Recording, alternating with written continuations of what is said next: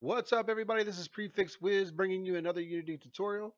Continuing our series with C# coding, today we're going to talk about C# from scratch, specifically functions. Counting double-digit thousands.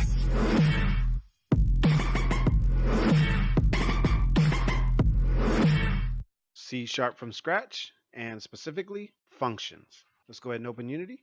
All right, in our scene here, we have a cube, and we also in the assets folder have a variable script. If you're not familiar with the variable script, I recommend that you watch the tutorial previous to this tutorial called variables. Let's go ahead and double click on variable script. Okay, so today we're talking about functions. And what are functions? It makes your code do something. So imagine the function as the class is the classroom, and the variables were the individual closet space and desk drawers in the classroom. Now the functions are your teachers or the classwork that the teacher assigned you to have you do something. There's four types of functions that you will mainly use in Unity. You're going to use more over time, but for now, just stick to the four basics. You have the awake function, which is called before start, but it's only called once. So the function only runs once. Like the teacher comes in and gives her speech about how she feels about what happened in the class yesterday or the day before or today. And then you have the start method, in which the teacher is now taking roll call. It only happens once. She goes through the roll and she's done. And then you have the update, which is what she's teaching all class. It happens every frame. Okay, and it goes in that order: awake, start, update. Now there are some in between there, but again, those are not the basics. These are the basics that you'll be using quite frequently. And then you have your very own. So you have functions that you create and you name it whatever you want. So void PrefixWiz function is what I named it, the PrefixWiz function. And we'll get a little bit more into that in a minute, but first let's start with the awake function. So when you say void awake, you were saying as soon as the game wakes up, as soon as the game is turned on, something happens. When you push the play in the editor, it turns on and it runs code. So for this purpose, we're just going to have it run a simple print.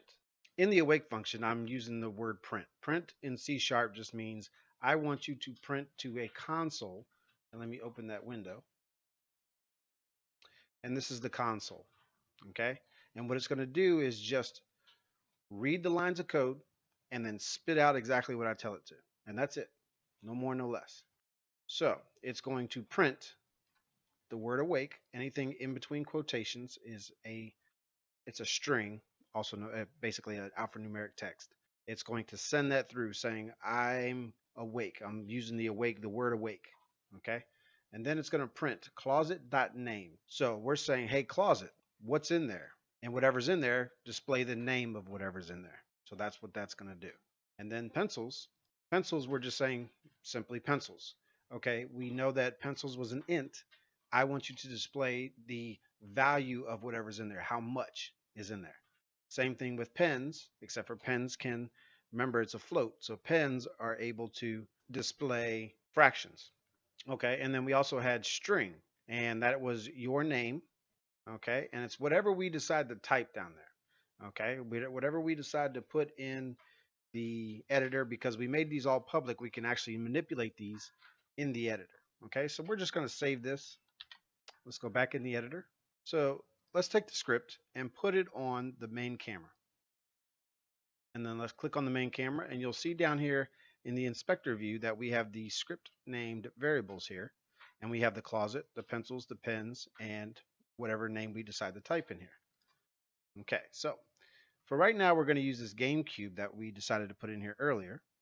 Okay, that's going to be our game object. But let's rename the game object to PrefixWiz cube.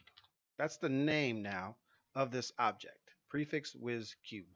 Okay, so let's go down here to pencils, and let's say there's a good 5 pencils in the drawer of pencils, and there's only 3.5 pens.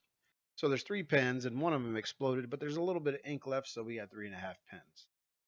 Okay, and then we have your name, and my name is PrefixWiz. We're going to use that. If we were to hit the play button in Unity right now, the editor, it will spit out in the console, which is this area here. exactly what I told it to print, because what I'm printing is not the printer. It's not going to the printer. It's going to the console. It's going to the debugger saying, hey, I want you to show this in text format to whoever's watching. Okay, so that's what it's going to do. We hit play, and there it is. First, we know it's the awake function because we had the string in there, awake, print the awake name.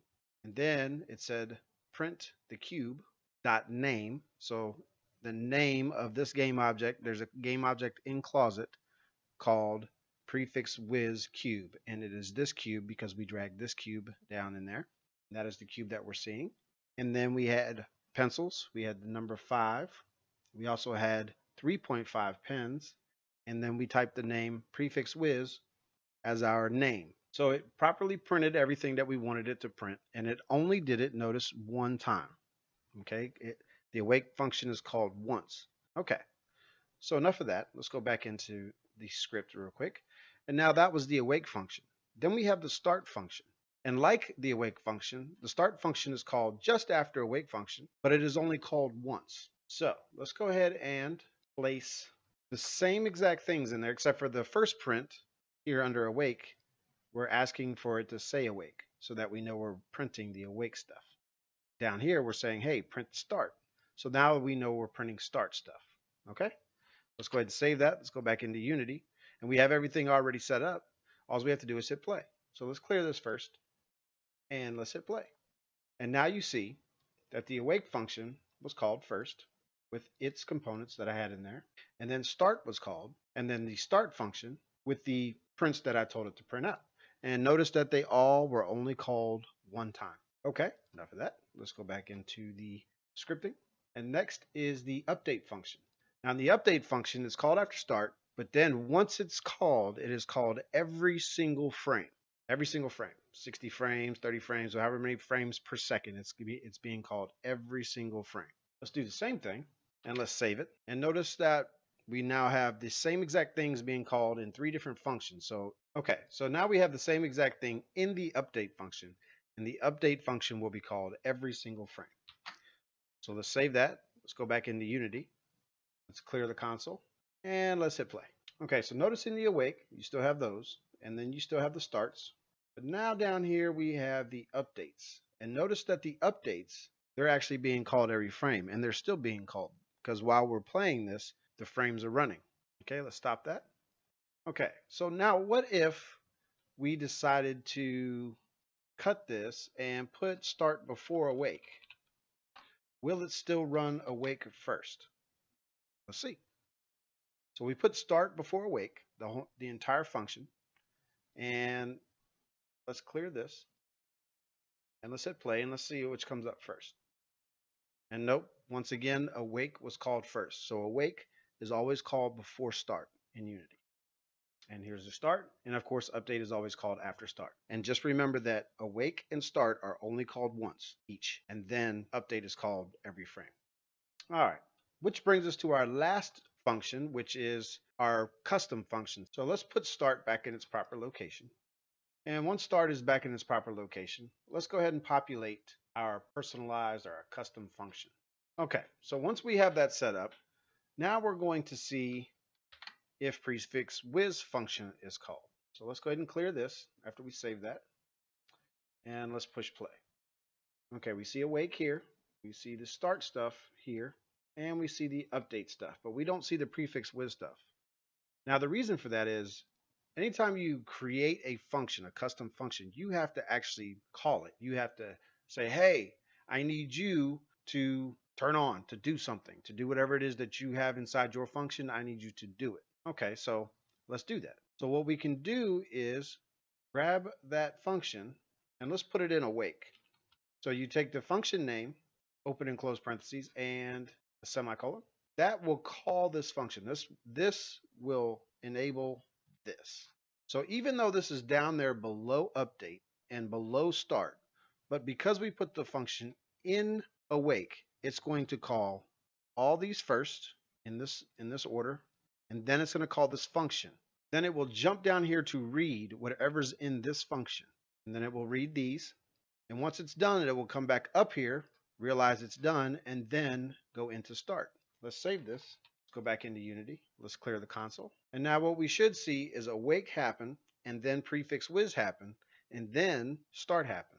So we have awake, and then we have the PrefixWiz function, and then we have the start function. So we have awake, PrefixWiz function, all of the script within PrefixWiz, and then the start function. So what if we get creative and we decide to put PrefixWiz in update? What will happen there? Can we call it more than once? Actually, let's put it in all of them. Let's see what happens. So can we call our cool little function more than one time? Let's go back into Unity, clear this, and let's push play. Now what we should see is awake, and then our PrefixWiz function. Then we should see start, and our PrefixWiz function. And we should see update, and our PrefixWiz function. So our function is even being called every single frame. All right, and that is the basics of functions. Now there's a lot more to it, and we will expand on this in future tutorials, but for now, that is the basics of the functions that we are going to use in future tutorials. Thank you so much for watching. I hope you enjoyed this. If you learned something today, go ahead and hit that like button, and don't forget to subscribe.